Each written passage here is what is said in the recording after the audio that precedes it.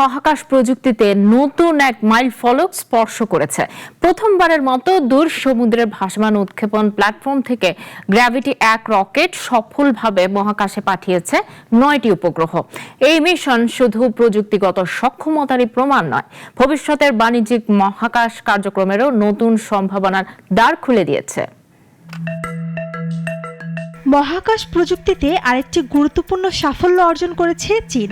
দেশের পূর্ব উপকূল থেকে অনেক দূরে পূর্ব চীন সাগরের জলসীমা থেকে প্রথমবারের মতো দূর সমুদ্র উৎক্ষেপণ মিশন সফলভাবে সম্পূর্ণ করেছে গ্র্যাভিটি-1 রকেট। বুধবার স্থানীয় সময় সকাল 10:54 সাংহাইয়ের পূর্ব দিকে সমুদ্র এলাকা থেকে রকেটটি উৎক্ষেপণ করা হয়। এই অভিযানে একসঙ্গে কক্ষপথে পাঠানো হয়েছে 9টি উপগ্রহ।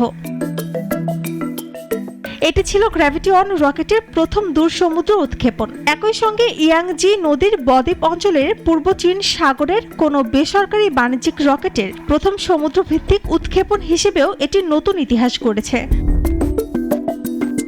এই মিশনে উৎক্ষেপণ করা হয়েছে 6টি তোংপো উপগ্রহ, সিকুয়াং 201, থিয়ানই 49 এবং চিতিংশিয়াং 3 উপগ্রহ।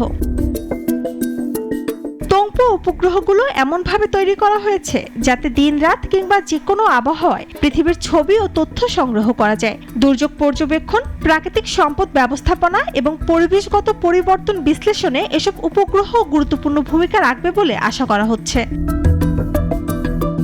অন্যদিকে সিকুয়াং 201 এবং থিয়ানই 49 উপগ্রহ ব্যবহার করা হবে খনিজ সম্পদ অনুসন্ধান, কৃষি ও বন ব্যবস্থাপনা, পরিবেশ পর্যবেক্ষণ এবং নগর পরিকল্পনায়। আর চিতিংশিয়াং 3 উপগ্রহের মাধ্যমে পরীক্ষা করা হবে নতুন ধরনের অতি পাতলা উপগ্রহ নকশা এবং মহাকাশে এর অবস্থান নিয়ন্ত্রণ প্রযুক্তি। গ্র্যাভিটি-1 রকেটের এটি ছিল তৃতীয় উড্ডয়ন মিশন। এর আগের 2টি উৎক্ষেপণও সফলভাবে সম্পূর্ণ হয়েছিল। এই সাফল্যের মাধ্যমে সমুদ্র ভিত্তিক বাণিজ্যিক মহাকাশ উৎক্ষেপণে চীন আরও এক ধাপ এগিয়ে গেল। শম্পা আক্তার, নাগরিক।